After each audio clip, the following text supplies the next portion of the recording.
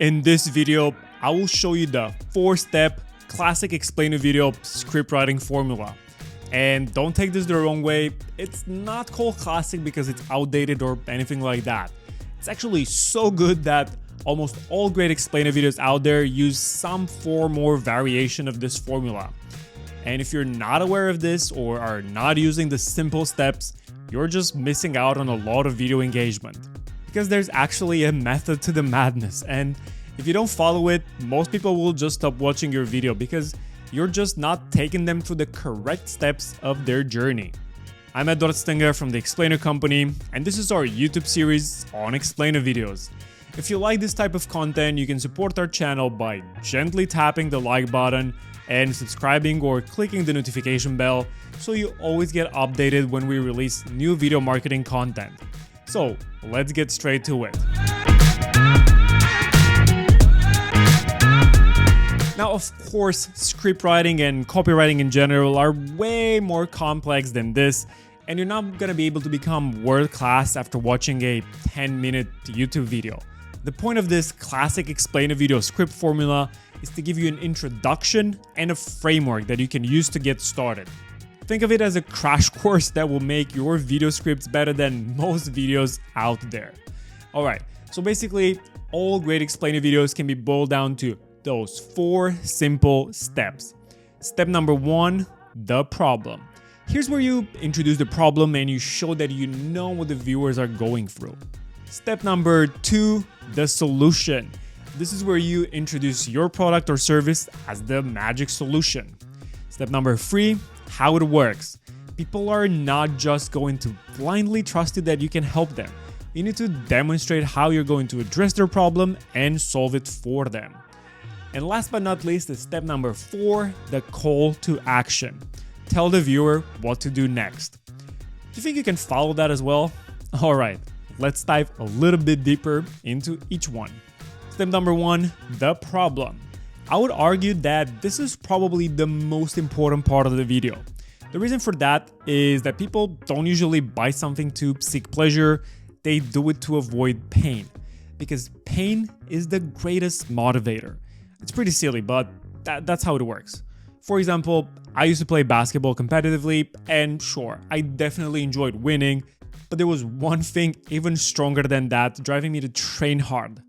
I absolutely hated losing.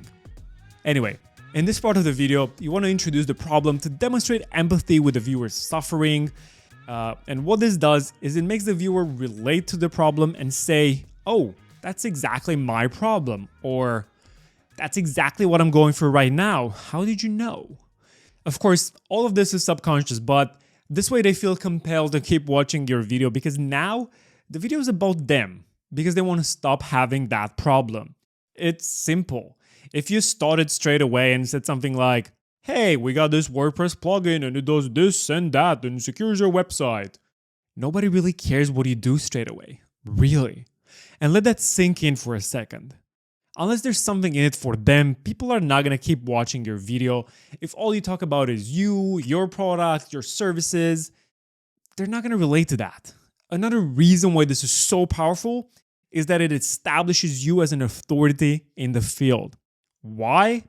Because only an expert in a certain area is going to know exactly what the viewer is going through and what sort of problems they have. And this adds a lot of bonus points to your credibility. Because we want to buy something from someone who knows exactly what they're doing and what they're talking about. More specifically, experts or authority figures or established brands. And step number 2, the magic solution. All human beings want the shortcut, the instant solution to their problems. But life is not that black and white, and of course the devil is in the details. After agitating the problem long enough and covering all the various pain points, it's time to bring the solution. It's basically like an emotional roller coaster. First you go down and things are looking pretty bad, it's dark and gloomy, but then there's hope. But you don't just reveal the solution straight away. If possible, first you tease the solution. And one way to do this is to talk about other solutions and how even those aren't actually the right option for you right now. You probably tried all the diets in the world and you still couldn't lose weight. But what if there was a simple solution where you didn't have to count calories or stay away from your favorite foods? Actually, if you do this right, you want to frame it as this is the only solution to their problem. And to do that, you have to know that people are guided by a lot of cognitive fallacies, flaws in our reasoning, and patterns of thinking that are really not based on reason, but on other deep and ingrained emotions such as fear or the need for security. So, one of the things that people still fall for, and I still do as well, is the cognitive fallacy of polarized thinking. In other words, we place people or persons in two categories, either or. Us versus them. Your solution versus all the other solutions. With absolutely no shades of gray, allowing for the complexity of most situations or people. So when we start introducing the solution, we want it to sound like the actual real solution to their problems, not the maybe this will work solution. Because working with you has to be the simple, magical solution to their problems. And step number 3, how it works. Here's the thing. At this point, the viewer is fairly invested in your idea, but they're not sold on it yet. So let's do that. People want to know how things are done and they want to understand how you will solve their problem for them. So tell them. Lead them through the process. A simplified process, of course. And bonus points if you can actually get it down to just 3 steps. Because as human beings, we just love to simplify things in 3 simple steps. For whatever reason, it simply works.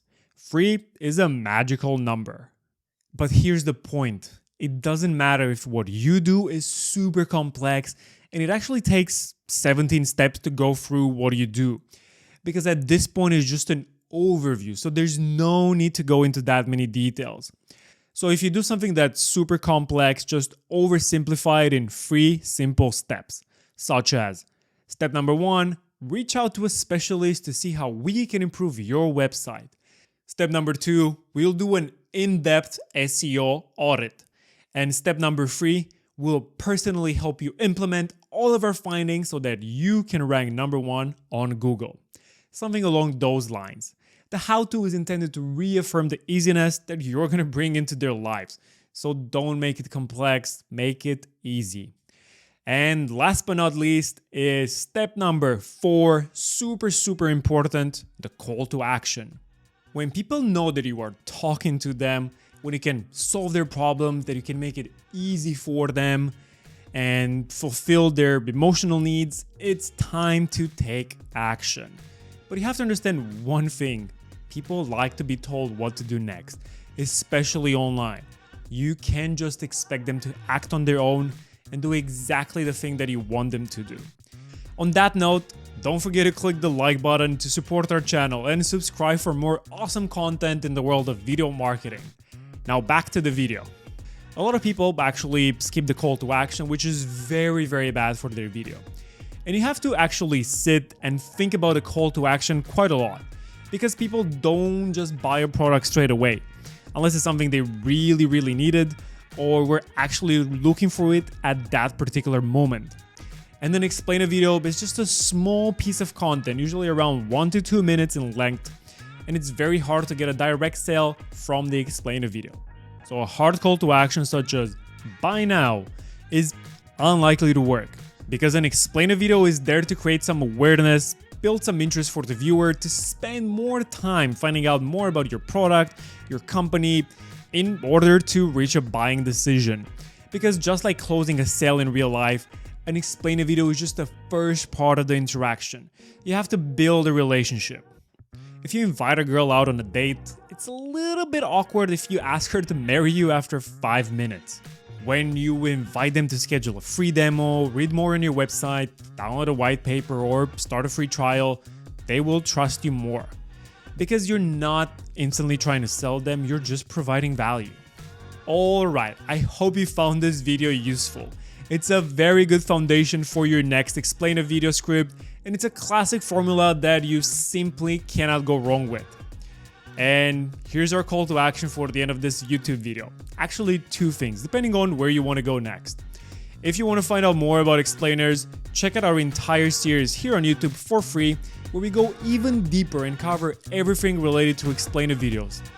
And if you want to get an awesome explainer video for your company to stand out from all the noise, produced by an experienced and professional team with over 10 years in the industry and more than 400 videos produced for companies all over the world, then visit our website, check out our portfolio, and get in touch. Link in the description.